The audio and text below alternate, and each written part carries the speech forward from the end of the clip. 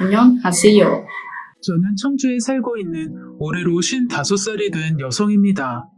저는 남편과 10년 전에 이혼을 했어요.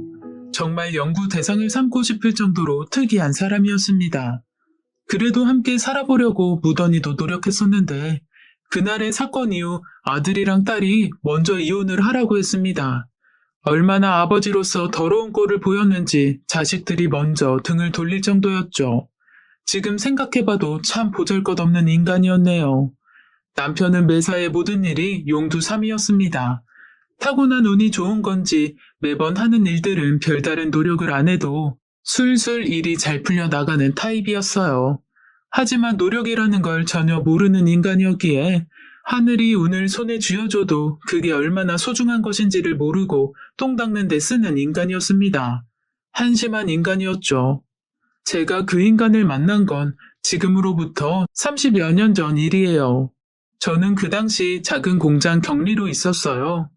빵들을 만드는 공장이었는데 남편은 그 공장에 계란을 납품하는 업자였습니다. 규모가 워낙 작아 지역 문방구나 구멍가게에 빵을 납품하는 공장이었죠. 남편은 그 당시 참 성실한 사람으로 보였습니다. 자기 일에 자부심을 갖고 열심히도 일하더라고요. 제게 먼저 관심을 보인 건 남편이었습니다. 어느 날 납품이 없는 날에도 트럭을 몰고 와서는 저를 찾더라고요. 공장 사람들 보기 부끄러워 만나주지 않았지만 그래도 남편은 여러 번 저를 찾아오곤 했어요. 그다지 크지도 않은 동네였기에 남편의 그런 행동은 금방 소문이 퍼졌고 제 큰언니 귀에도 들어갔습니다. 큰언니는 저와 나이차가 10살이나 나는 사람이었는데 발이 무척이나 넓은 사람이었어요. 큰언니는 자기 인맥을 총동원해서 남편의 뒷조사를 해봤나 봐요. 알아보니 남편 집은 옆 동네에서 부자로 소문난 잘 사는 집안이었고 남편은 그 집안의 셋째 아들이었습니다. 부모님들도 사람 좋다는 평이 많았고 크게 구설수가 없었던 집이었기에 큰언니는 저에게 그 남자를 한번 만나보라고 제게 말했어요. 저는 별로 내키지는 않았지만 큰언니가 괜찮은 사람이라고 말을 하니 믿고 한번 만나보기로 했습니다. 그 남자는 저보다 7살이나 많은 남자였어요. 처음 만나서 실제로 대화를 나눠보니 참 매너도 좋고 순박한 사람이었어요. 저보다 7살이나 많은 사람이었는데 제게 꼬박꼬박 존댓말도 해주는 모습도 마음에 들었죠. 성실함이야 그동안 제가 빵 공장을 다니며 확인을 했으니 믿을만 했죠. 하여간 그래서 저는 남편과 반년의 짧은 만남을 해보곤 결혼을 하게 되었습니다. 하지만 그 결정이 제 인생의 가장 큰 실수였다는 것을 그때는 미처 알지 못했습니다. 결혼 생활 동안 남편이 하는 양계장은 더 잘 되었어요. 거래처도 늘고 위탁 사육 닭도 받으며 조금씩 규모가 커졌죠. 하지만 남편은 용두삼이형 인간이었어요. 언제나 일을 시작하며 다른 누구보다도 열심히 하고 타고난 운도 좋아 하는 일이 성공을 하곤 하죠. 하지만 주머니에 돈이 들어오기 시작하면 사람이 갑자기 변합니다. 양계장이 잘 되니 여윳돈이 많이 생겼고 그러니 점점 게을러지더라고요. 양계장 특성상 많이 부지런해야 합니다. 어떤 일이든 마찬가지겠지만요. 사람이 게을러지고 주머니에 돈이 많이 생기니 힘든 일은 잘 안 하더라고요. 양계장은 언제나 닭똥이 많이 나오기에 매일매일을 깨끗하게 치워줘야 합니다. 청결을 유지해야 하죠. 병아리들은 병에 취약해서 더러운 환경으로 만약 닭들이 병에 걸리기 시작하면 다 같이 몰려 사는 닭들은 한순간에 무리지어 병에 걸려버리고 결국에는 다 폐사를 하거든요. 남편은 게을러지기 시작하더니 청소도 게을리하고 사료주는 일도 게을리해서 결국 키우던 닭과 병아리들이 모두 폐사를 해버렸어요. 한두 번의 폐사를 겪고 나니 남편은 직원을 뽑아서 양계장을 운영하더라고요. 하지만 사장이라는 인간은 양계장에 나와보지도 않고 가끔 나와봐야 술 냄새나 풍기며 양계장 한쪽 방 안에서 잠만 자기 일수였으니 그런 사람을 보고 어떤 직원이 열심히 일을 하겠어요. 거래처와의 약속도 매번 어기다 보니 양계장은 나날이 어려워졌어요. 그렇게 몇 번의 폐사를 더 겪고 나니 결국 모아둔 돈도 다 써버리게 되고 거래처도 끊기게 되었습니다. 위탁 사육 닭들도 남편의 부주의로 다 죽어버리니 큰 돈까지도 보상을 해주게 되었죠. 나중에는 양계장 난방을 위한 기름값도 그리고 병아리 사료값도 줄 돈이 없어 결국 양 계장은 폐업을 하게 되었습니다. 남편은 언제나 이런 식이었어요. 일이 잘 될 때 더 노력해서 유지를 잘하는 게 아니라 조금만 손에 돈이 들어오면 놀고 먹으면서 일을 안 하니 결국에는 잘 되던 일도 망하게 되더라고요. 그냥 돈이 생기면 이상한 짓을 하는 참 이해가 안 가는 사람이었습니다. 그렇게 빚까지 지며 양계장 일을 접게 되었고 다시 주머니에 돈이 다 떨어지니 남편은 발등에 불이 떨어진 사람처럼 일을 구하기 시작했습니다. 남편은 같은 양계장을 하던 지인을 통해 계란을 구입해서 양계장 할 때 사용했던 트럭으로 계란을 팔기 시작했습니다. 차에 계란을 싣고 이 동네 저 동네 방송을 하고 다니며 계란을 저렴하게 팔았죠. 역시나 타고난 운이 좋은 남편이었는지 트럭에서 계란을 파는 일은 잘 되었어요. 궁핍해지면 열심히 하는 남편의 특성 때문인지 다시 손님들에게도 무척이나 잘하더라고요. 그래서 단골도 생기고 하다 보니 조금씩 다시 여유가 생겼습니다. 하지만 역시 그뿐이었어요. 다시 주머니에 돈 좀 생기니 집에서도 큰 소리를 치기 시작하더군요. 자신이 한다면 이렇게 남들보다 잘한다면서 콧대가 높아지는 모습을 보며 저는 어이가 없었습니다. 애당초 양계장을 잘 꾸려나갔으면 어렵지도 않았을 집안 살림인데 말이죠.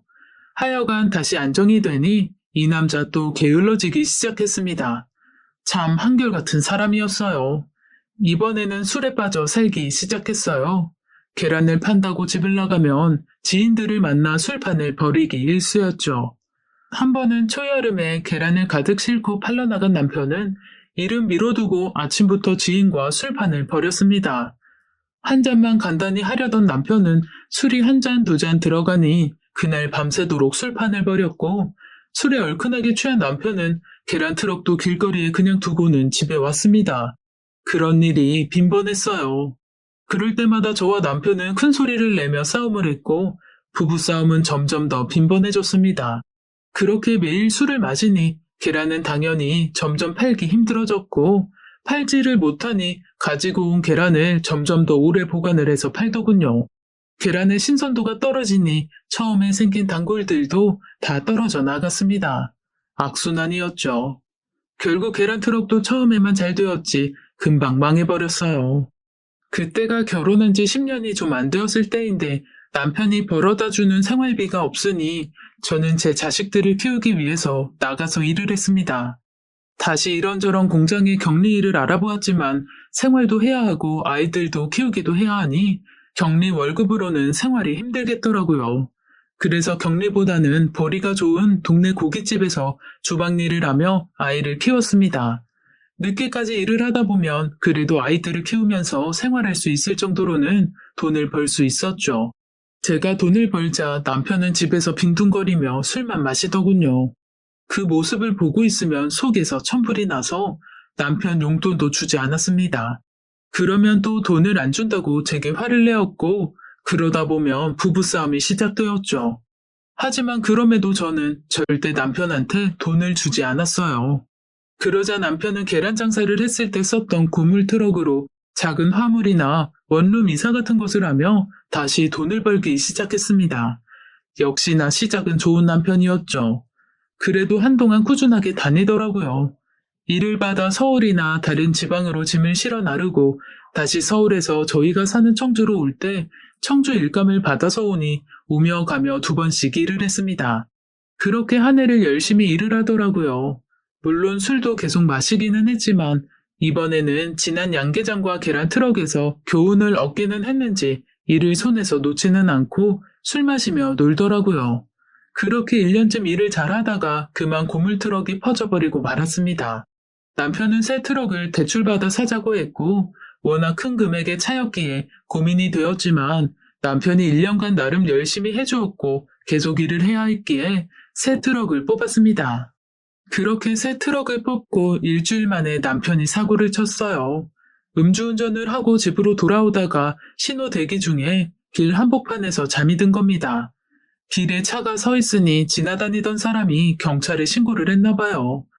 남편은 그 사건으로 100일간 운전면허가 정지되었고 화물차 일도 못하게 되었어요. 그때 남편에게 정말 화를 많이 냈습니다.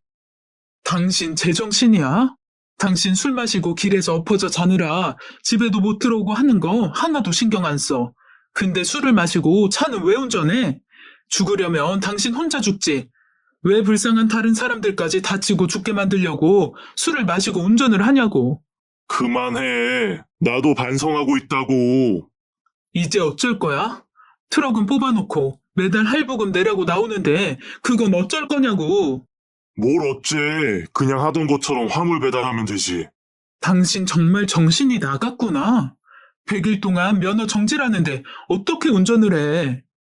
경찰한테 걸리는 일이 얼마나 된다고 그래. 그때는 정말 운이 지질이 없어서 그런 거지. 됐어. 그까짓 거 안 걸리면 되는 거지. 운전하지 마. 그냥 나가서 일용직이라도 몇 달 하던가 해. 트럭에 시동이라도 켜면 그땐 우리 정말 이혼이야. 저는 그렇게 남편이 절대 운전을 못하게 말렸습니다.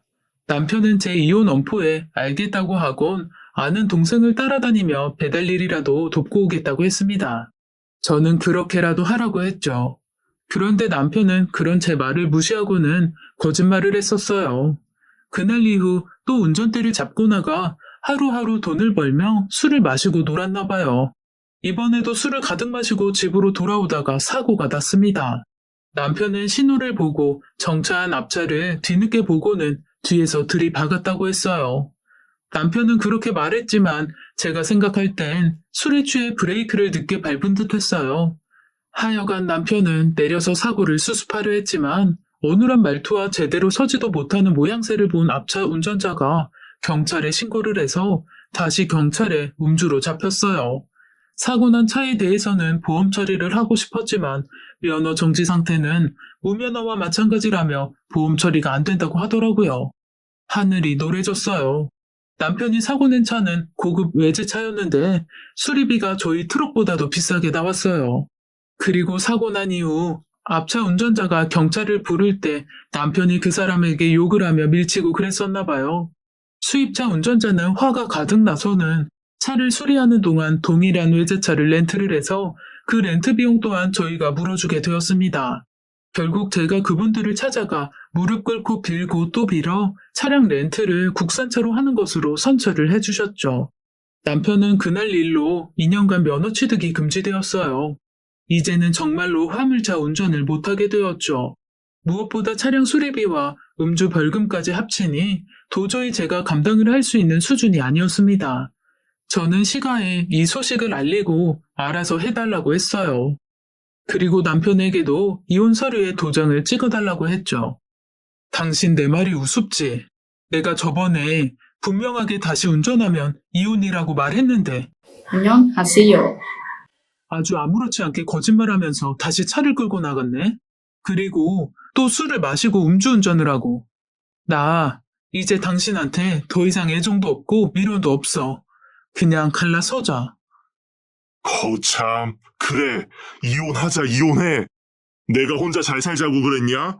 일하다가 그렇게 된 건데 위로는 못 해줄 망정 이혼은 그래. 나도 이제 너란 여자 지겨우니까 이혼해. 그렇게 말하고 남편은 집을 나가버렸습니다. 그때 아들이랑 딸이 10살, 8살이었는데 그 두 아이를 부둥켜 안고서 얼마나 울었는지 모릅니다. 그렇게 짐을 싸서 아이들을 데리고 친정집으로 가버렸어요. 남편도 한동안은 저를 찾지 않더군요. 그러다가 한 달쯤 되었을 때 남편이 친정집으로 찾아왔어요. 저희 가족들에게 무릎을 꿇고 용서를 빌며 이혼까지만은 가지 말아달라고 빌더라고요. 저는 이미 마음 정리됐으니 더 이상 서로 못 볼 꼴 보지 말고 나가라고 했어요. 남편은 자식들이 마음에 걸렸던지 제게 계속 빌었죠.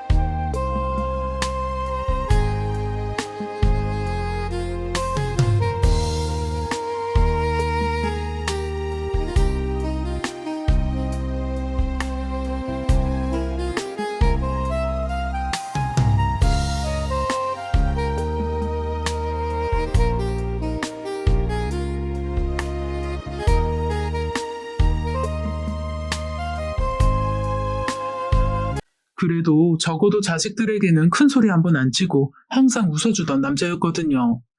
그렇게 냉랭하게 있다 보니 둘째 오빠가 남편을 데리고 집 근처 호프집으로 갔습니다. 그리고 돌아서 한참을 안 들어오더라고요.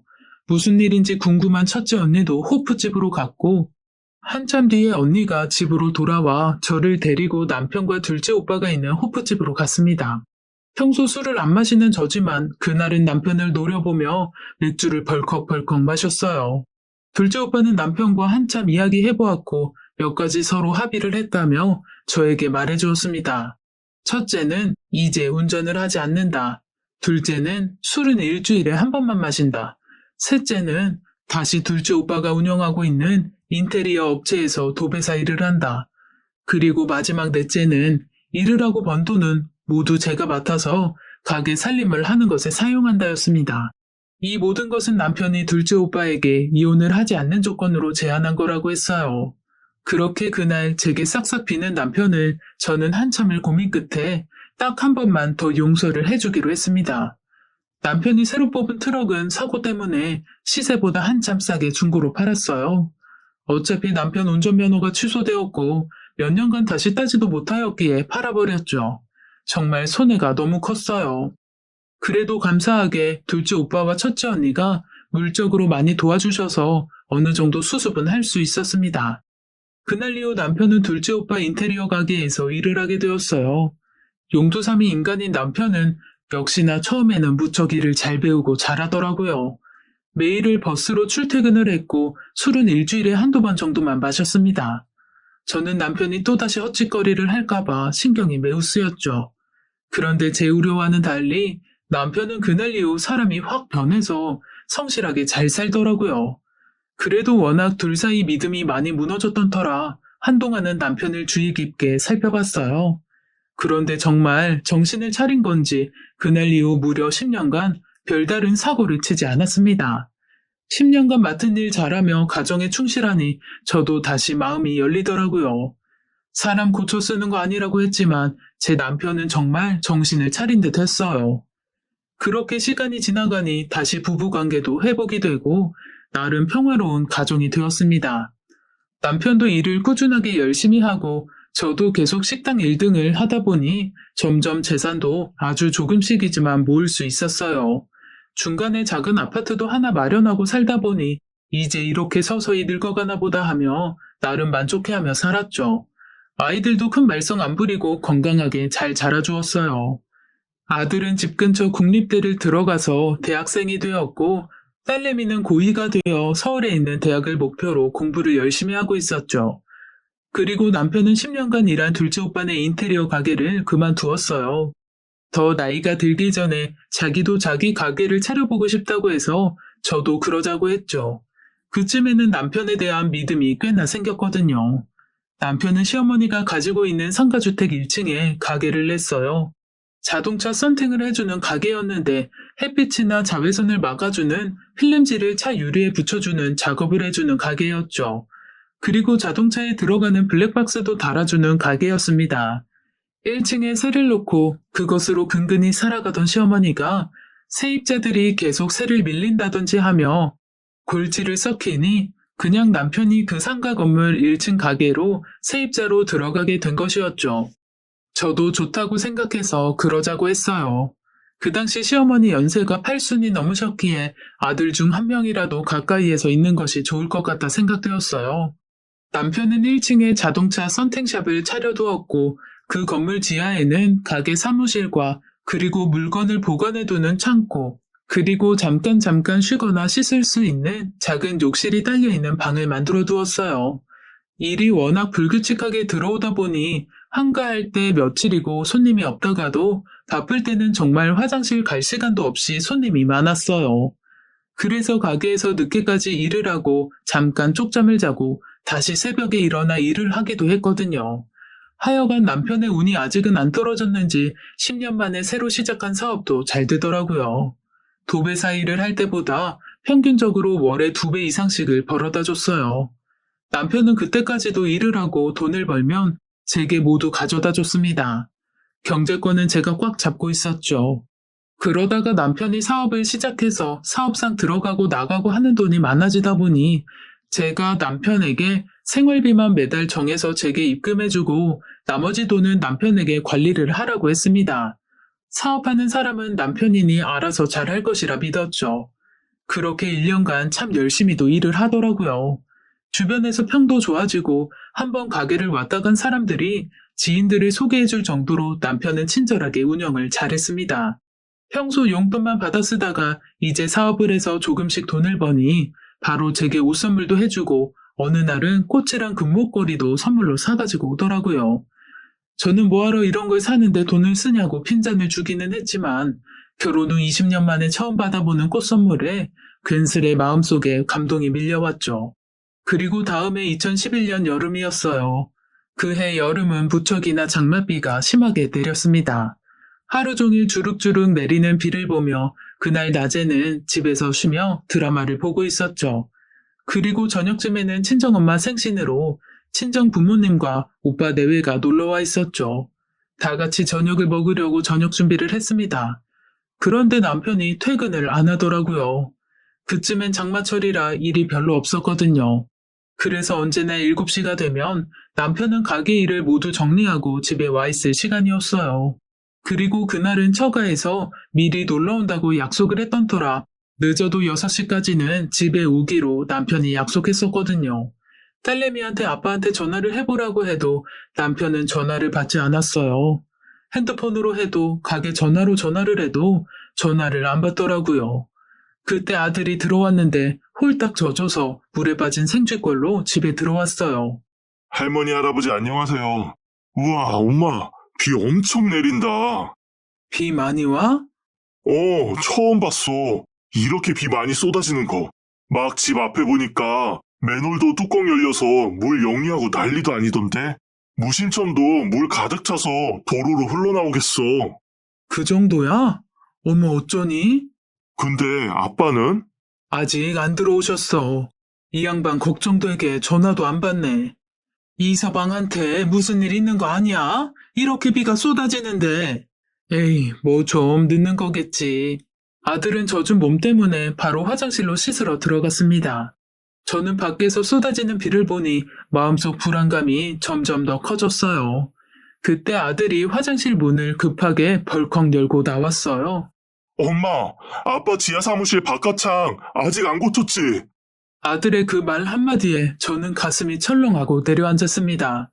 남편의 1층 가게 밑에 잡다한 물건을 보관하는 창고와 가게 사무실로 사용하는 지하 1층에는 환기를 위한 작은 창이 한쪽 벽면 천장 쪽에 길게 있었어요.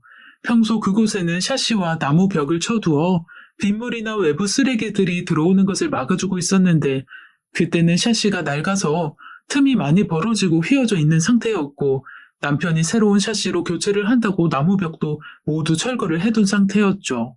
그런데 장마 시작 전 갑자기 일이 바빠졌고 장마 시작 후에는 비가 와서 작업을 못하고 방치해둔 상태였습니다. 하지만 평소 일반적으로 비가 왔다면 문제가 없었겠지만 오늘처럼 도로가 물에 잠기고 맨홀에서 빗물이 역류할 정도로 비가 많이 내린다면 충분히 남편이 있는 지하에도 빗물이 넘쳐 들어갈 수 있겠다는 생각이 들었어요. 그리고 하필 지금 남편이 전화를 아무리 걸어도 받지 않자 무서운 생각이 들며 걱정이 되었죠. 그게 무슨 말이야? 오빠.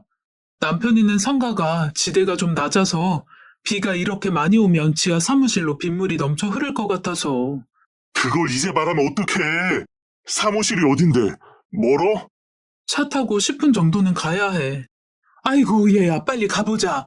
그렇게 저희 가족은 누가 먼저랄 것도 없이 바로 집을 뛰쳐나가 남편 가게로 향했습니다. 아들은 남편 가게로 미친 듯이 운전을 했고 저는 조수석에 앉아 바로 시어머니에게 전화를 했어요.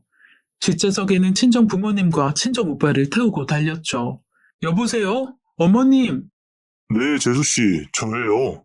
아주버님? 네, 저 잠시 어머니 모시고 저희 집에 와 있어요. 어머님 지금 주무시는데 무슨 일 있으세요? 아주머니 집이시면 지금 출발하시면 저희보다 빨리 도착하실 수 있을 것 같은데 빨리 어머니 집 지하에 좀 가주세요. 지하요? 중앙이 사무실이요? 왜 그러세요? 무슨 일 있어요? 아무래도 지금 비가 너무 많이 와서 지하에 물이 셀까 봐서 그래요. 남편이 전화도 안 받아서 걱정돼서요. 중환이가 전화를 안 받아요? 알았어요. 제가 바로 가볼게요. 아주버님, 저도 지금 가는 중이에요.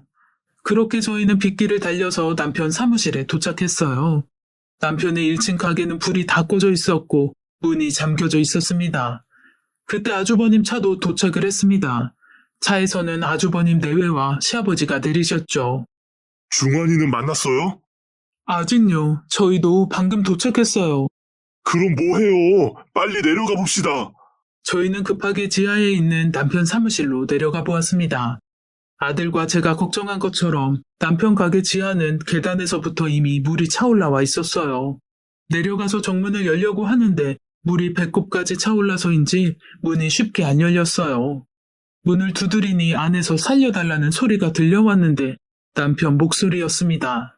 저희는 더 이상 지체할 시간이 없고 남편이 지하 사무실에 있다는 사실을 확인해서 바로 119에 전화를 해서 상황 설명을 했습니다.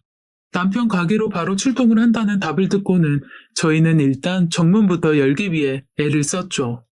친정오빠가 어디서 구해왔는지 쇠 지렛대를 구해와서 그걸 문틈에 넣고 문을 열었죠. 친정오빠와 아주머님 그리고 친정아빠와 시아버지가 온 힘을 다해서 간신히 문을 열 수 있었어요. 문을 열자 물이 출렁거리면서 밀려나오더군요. 아마도 지하실 안쪽은 물이 좀 더 차 있었나 봐요. 지하실 안쪽으로 들어가자 평소 남편이 피곤할 때 잠을 자거나 쉬려고 마련해둔 방에서 남편 목소리가 들렸어요. 저희는 다급하게 그쪽으로 가서 문을 열려고 했지만 아까 대문보다도 더 잘 안 열리더라고요. 그렇게 한참을 장정 넷이 붙어서 낑낑대다가 도저히 안 되니 아들까지 내려와서 문을 열려고 했습니다. 하지만 절대 안 열리더라고요. 그때 119 구조대가 도착을 했고 구조대분들은 문을 열기 위해 이리저리 문의 구조를 살펴보다가 물속에서 쇠파이프 여러 개를 발견했어요. 알고 보니 문 앞에 쇠파이프가 벽과 문 사이에 세로로 끼어 있어서 저희가 아무리 힘을 써서 문을 열려고 해도 열리지 않았던 것이었어요. 나중에 119 구조대분들에게 들은 이야기인데 빗물이 창문에서 새어나오니 가게에 있던 포장지와 비닐 등이 물에 떠다니다가 쇠파이프에 엉켜서 그게 문 쪽으로 쓰러졌었나 봐요. 그렇게 119 구조대분들께서 쇠파이프를 치우고 문을 열 수 있었습니다. 정말 다행이라고 생각하며 가슴을 쓸어내렸죠. 저는 남편을 부르며 방으로 달려 들어가려는데 그때 저희는 문을 열고는 정말 어마어마한 광경을 보게 되었습니다.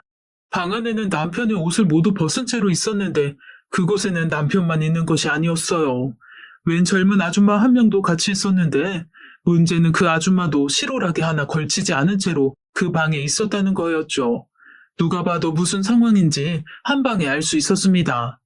문이 열리자 남편은 안도감에 웃다가도 이내 문 밖에 서 있는 사람들을 보고는 급하게 도망을 가려고 했어요. 문 밖에는 남편이 무서운 일을 당할까봐 걱정되는 마음에 한 걸음에 달려온 사람들이 한가득 서 있었어요. 119 구조대 분들을 비롯해서 저와 제 아들, 친정엄마와 친정아빠, 그리고 친정오빠, 그리고 아주버님 내외와 시아버지가 서 있었습니다. 남편이 걱정되어 위험을 무릅쓰고 지하 사무실까지 내려와서 남편을 구해낸 저희는 남편의 금수 같은 모습에 분노가 일었죠. 도망가는 남편을 친정오빠는 머리채를 잡아 붙잡았고 그런 남편을 친정아빠는 뺨을 때리며 쓰레기 같은 놈이라고 호통을 쳤습니다. 아주버님조차 정신 나간 놈이라고 소리를 지르며 자기 남동생을 주먹으로 마구 때리더라고요. 그런 모습을 119 구조대 분들이 보면서 달려와서 말려대고 정말 개판이었습니다.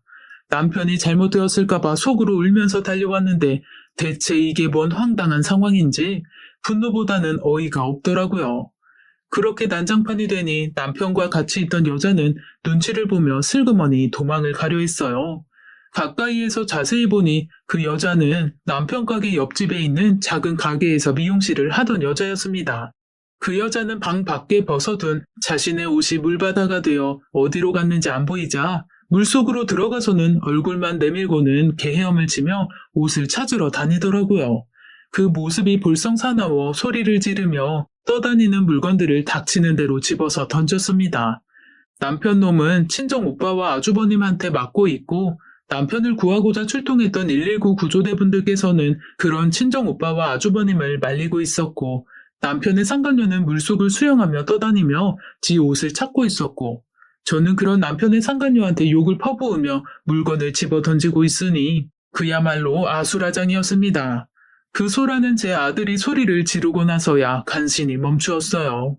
그렇게 남편은 아주버님에게 끌려가다시피 위층의 시어머니 집으로 갔고 남편의 상간녀는 간신히 자신의 옷을 물속에서 찾아 젖은 옷을 입고는 도망을 가버렸습니다. 저는 친정 식구들과 다 같이 시어머니 집으로 따라 올라가 남편의 귀싸대기를 때렸어요. 아, 이 인간아, 부끄럽지도 않냐? 사람 고쳐 쓰는 거 아니라더니 딱 네가 그 짝이다. 이 더러운 인간아. 네 아들은 아빠 걱정된다고 한 걸음에 달려온 건데 넌 그 지하방에서 그러고 싶냐? 됐어. 어머님이랑 형님 앞에서 그만해. 나도 충분히 부끄러우니까 그만 비참하게 하라고. 그래, 부끄러운 건 알긴 해. 너도 대단하다. 10년 넘게 조용하다가 손에 돈 좀 생기니 또 헛짓거리를 하고 어떻게 사람이 변하질 않냐? 우리 이제 그만하고 서로 각자 갈 길 가자. 이혼하자고. 남편이 10년간 조용했던 이유는 주머니에 돈이 없어서 그런 것이었어요. 사람이 또 여유가 생기고 돈이 생기자 바로 헛짓을 시작한 남편이었습니다. 참 신기한 연구 대상이었어요. 하여간 저는 그날 이후 바로 남편과 이혼을 하기로 했습니다. 집에 돌아오자마자 아들도 제게 아빠와 이혼을 하라고 말을 꺼냈죠. 아직도 자기 아빠의 저런 모습을 보게 된 아들한테 미안하고 마음이 아픕니다. 요즘에는 간통죄가 폐지되어 고소를 할 수가 없었지만 저 때는 간통죄로 고소가 가능했었어요. 그래서 한동안 간통으로 그놈들을 콩밥을 먹이고 싶어서 고소도 진행을 했지만 간음에 대한 결정적 증거가 없었다며 받아들여지지 않았습니다. 제가 할 수 있는 건 그저 이혼과 얼마 되지 않을 위자료 소송뿐이었어요. 참 억울해서 밤에 잠도 안 오더라고요.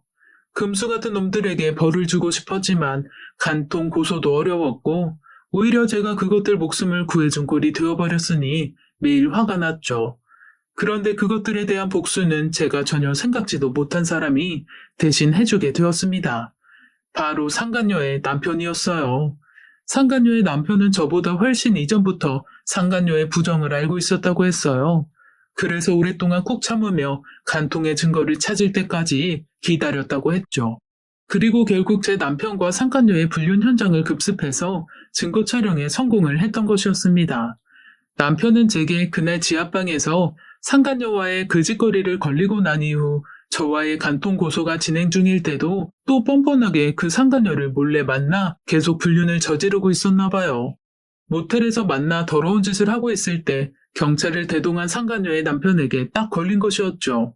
상간녀의 남편도 당연하게 두 놈들을 간통으로 고소를 해버렸고 결국 판사님께서도 죄질이 나쁘다 하여 이례적으로 실형을 선고해 주셨어요. 둘 다 징역 6개월 선고를 받았죠. 그 인간과 같이 산 20여 년의 채증이 싹 내려가는 듯 했어요. 그날 이후 아들과 딸도 남편의 크나큰 실망으로 만남은 고사하고 연락도 차단해서 안 받고 있습니다. 상간녀의 미용실은 동네에서 소문이 파다하게 나서 문을 닫아버렸고 용두사미형 남편의 가게도 집어릇 때문에 망한 건지 아니면 불륜의 소문 때문에 망한 건지 얼마 안 가서 망해버렸더라고요. 그렇게 한동안은 어떠한 소식도 안 들려왔습니다. 그리고 작년에 둘째 딸내미가 결혼을 했어요. 또 그 소식은 어찌 알았는지 자기가 아빠로서 혼주석에 앉고 싶다고 저희한테 찾아왔더라고요. 딸아이가 소리에 소리를 질러서 집에 발도 못 붙이고 쫓겨났습니다. 남편은 그 당시 지방 여인숙에서 살며 일용직으로 하루하루 살고 있는데 요즘은 그마저도 어렵다고 하더라고요. 저도 싫고 아이들도 끔찍하게 싫어하니 다시는 이렇게 찾아오지 말라고 신신당부를 했고 남편은 알겠다며 축 처져서는 쓸쓸하게 가버렸습니다. 그날 이후 지금까지 본 적이 없네요. 적어도 자식이 자신에게 소중했다면 최소한 자식 보기 부끄러운 짓은 하지 말았어야 하지 않았나 합니다. 안녕하세요.